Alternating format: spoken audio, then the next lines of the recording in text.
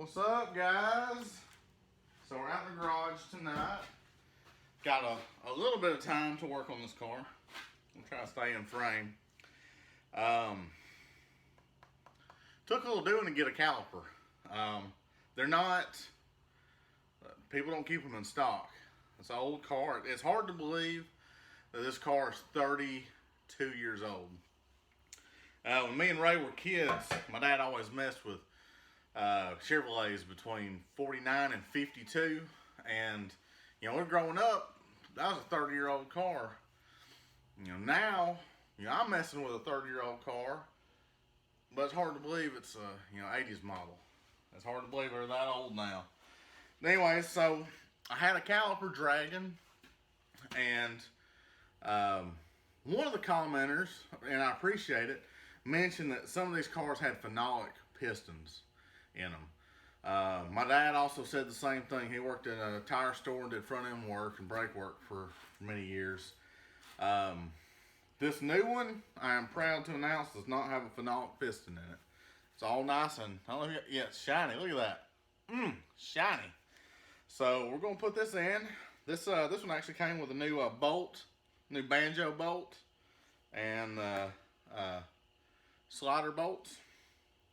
So pretty nice little setup. Got it like 30 bucks. Turned in the core already.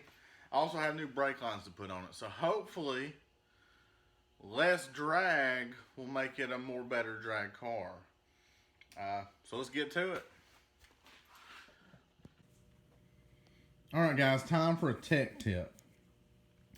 Anytime you're dealing with brake lines or brake hoses or cooler lines, you want to make sure that you use a crescent wrench to take them on and off. This right here is very important. It'll say Chinna.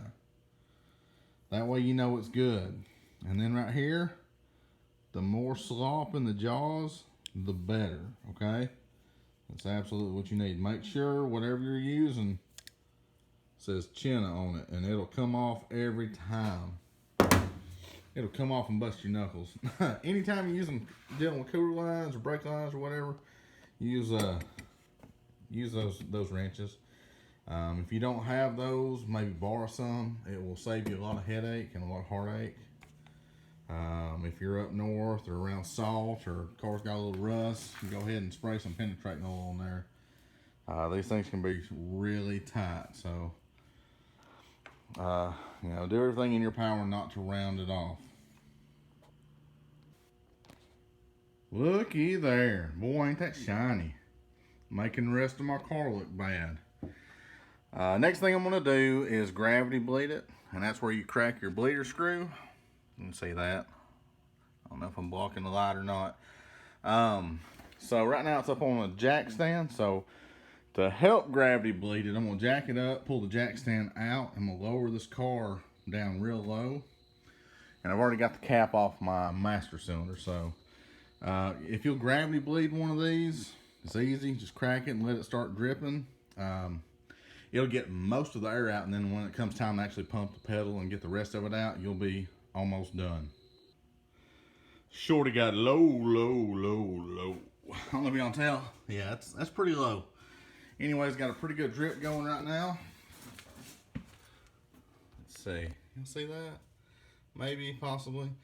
Anyways, about to close it off and pump it up by my foot. Here we go. Let y'all share in the struggle. Drag lights are they're not terrible to put on, but they're a little different than a regular wheel, especially if you're used to ponies or 10 holes or what's the other wheel? Turbines. The 87 and 90 model GT wheel. So it's kind of hard to see what you're doing with these just because of how they are. Let's get this on here. There we go. The way I like to get the nuts started on the drag light is using the speed handle, old school. That way you can start nice and slow and you don't have to worry about stripping the threads. With these, if your lug nuts are a little bit old or the hole through the wheel and the spacer in there, is a little messed up, you still have, you know, enough torque to, yeah, that one right there, that one's got some attitude. Let's go ahead and get these other ones started first. You can get it started with this, and you know, if you start it with an impact and you're wrong, you're screwed. You gotta take what you can get or you're screwed. Mama? It's actually kind of funny. I'm screwing on some lug nuts right now. But anyways, it's just a, there we go. Woo, that's ugly. That one don't want to go. Another thing you can do is spin it backwards.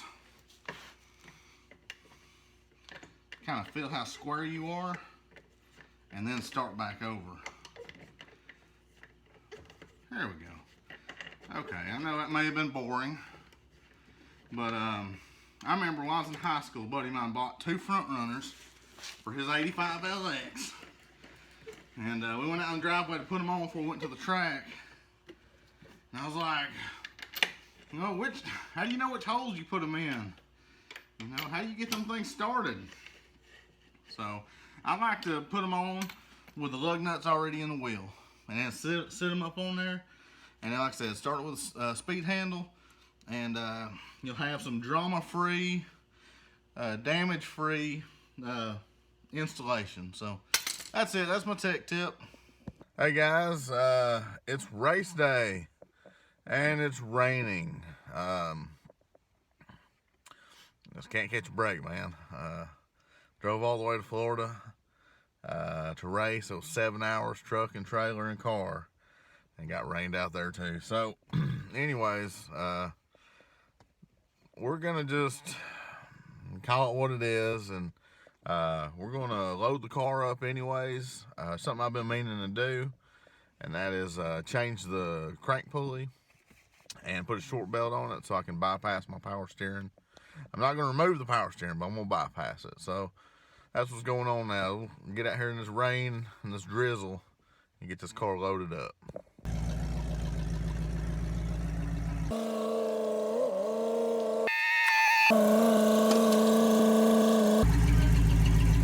What? So I wanted to kind of explain the method to the madness. Yes, I've got my car on a trailer, and I'm trailering it to a parts store. I live a good ways off from where the parts store is, so rather than go, you know, drive to and from a million times to get the right belt, I just trailer my car there. If you got a running driving car and you're just bypassing something, just drive your car there. This situation doesn't have Tiger insurance, and I had to change the lower pulley, so I went ahead and just, you know what, it was just put on the trailer, and we'll put a belt on there. That way I get exactly what I want, and they're pretty good to me there. You know, they'll give me a belt, they go out in the parking lot, try it, come back in, try another one, so I can get exactly what I need the first time. It is a little more of a hassle, but it saves me by having to buy like 5 belts or go to the parts store, you know, 4 or 5 times.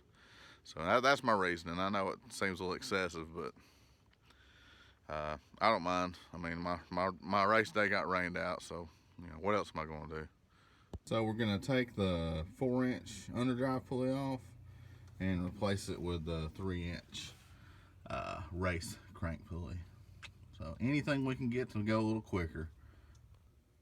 Look at that little cutie down there. That's some stage 2 racing stuff happening. Alright, so y'all see it's kind of an old dirty belt. It's been sitting out in the barn for a while. I saved my old belts just for situations like this. So I've got it routed the way I wanted it to go. And then y'all can see here I've got a gap. When the tensioner is pulled up, that gap closes. So I will measure this belt and go to the parts store and figure out which one's closest to this measurement. So it may take a couple tries, but we'll get it. Alright guys, we are back in business. We got a belt on there. What ended up working was 65.5-inch belt. That's with a 3-inch crank pulley, underdrive on the water pump, and the rest of them are standard pulleys. So I got in the zone AutoZone. I had $20 on my card. So, anyways, bet was like 17. So, that's just awesome, man. It's a good Saturday. All right, a little update on the Ram Air kit. The scoop, I love it. I absolutely love it. It's so cool. But in the video before, I said it was designed for a LX bumper cover, not a GT. And the way I got it mounted, I don't love it. And check this out.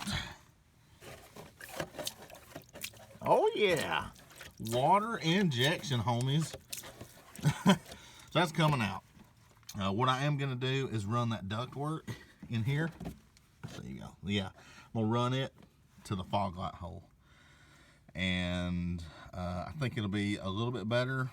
I don't know exactly what I'm gonna do there, but I'm trying to. This isn't from driving down the road. This is just from being parked in the yard. So I'm gonna rig up something to go in the fog light hole that will not collect rainwater, hopefully. So that's the plan. That's the update.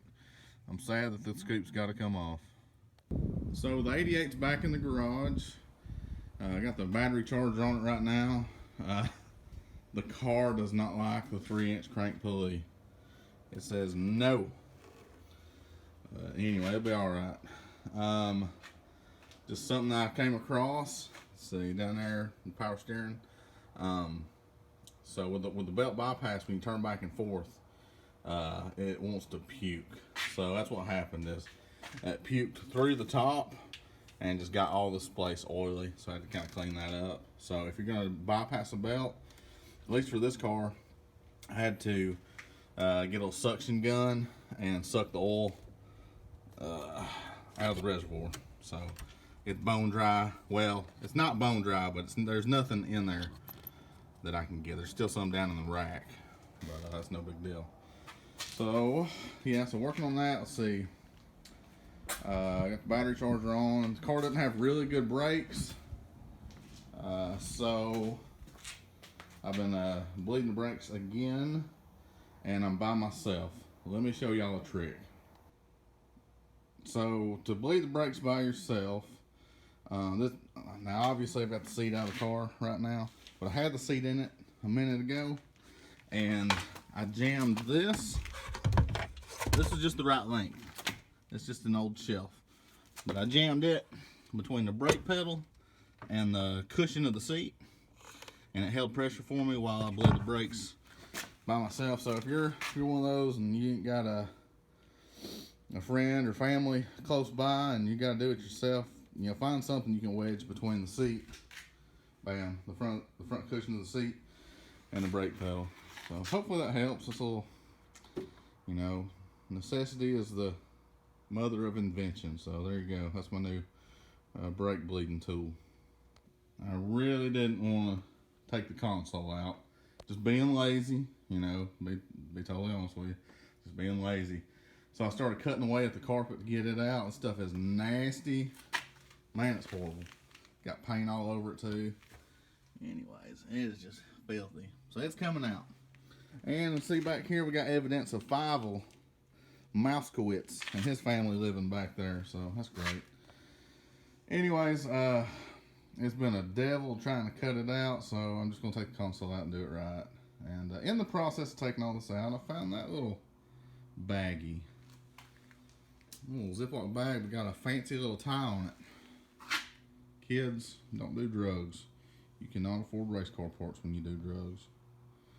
And there's all other kinds of horrible side effects, but anyways, a little bit of contraband. Be not discouraged. It gets worse before it gets better. About ready to pull this out. It is a mess. It's so yucky. Ready to get this nasty mojo out of here. So I got Super Suck out. A big old shop vac. And I have been getting all that grody nastiness out of there. Here's a little helpful hint or tip or whatever on the stuff where you can't like get the vacuum. You can't get the vacuum nozzle in, and you're like just trying to, you know, get in there little cracks and divots and stuff. If you can't get in there with that, This right here works so good. Just take a compressed air blower and blow it out real good, and then vacuum again, and it should be good. So that's what I've been doing, man. I've been vacuuming, blowing it out, vacuum again, and we'll come over here where I got a little more light.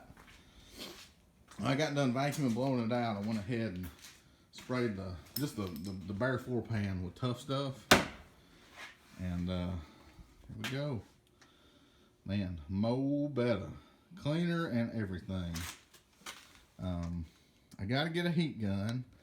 You can see over there on that side, I've been peeling up that sound deadener or whatever it is. So it comes up kind of easy on that side, but I gotta get a heat gun, get the rest. It just had that one spot that was easy, but it is coming along, man. I know it's bare bones in there, but it looks better and it feels better than it did with that nasty heebie-jeebie garbage in there. Goodness gracious. All kinds of disease and stuff in there. I don't know. Anyway, so that's out. I've got some black carpet to go back in it without the mask back, so I think it'll look good. And definitely smell better. LOL.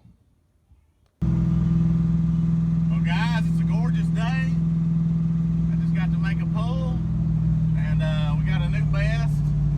Everything's looking good.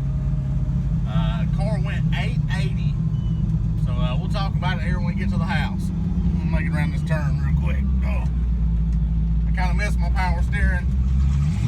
It ain't too bad though. All right.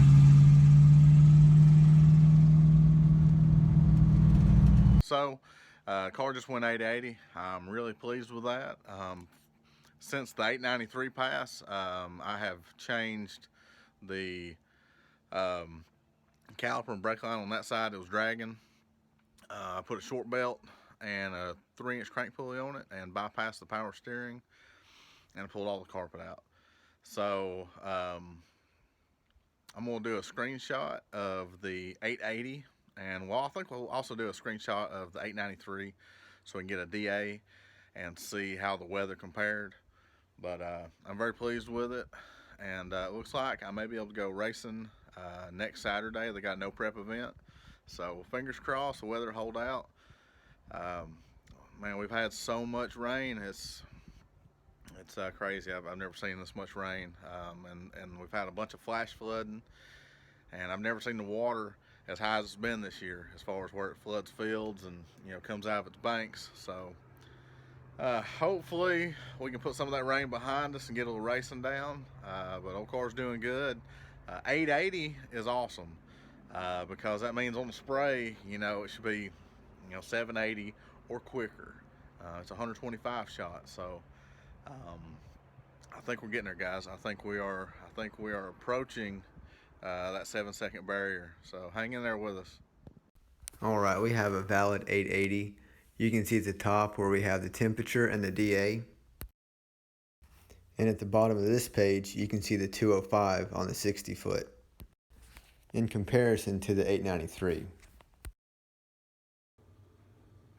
Hey guys, I've been thinking about the 880, and I forgot about a little formula that Rodney shared in one of the comments. Up top you can see the formula for quarter mile. So if you will take 1,363.05 and divide it by your trap speed, that will show you about what your ET should be in the quarter mile. Okay, so with my 95, it runs about 112 or so. It ought to run a 12.17 in the quarter. My current best right now is a 12.47. That was with a bad 60. So it's got a little more in it. With 8th mile, use this figure, 681.525 divided by the mile per hour to get your 8th mile, your ideal 8th mile time. So with the 880, the mile per hour was 80.57, and with that plugged into that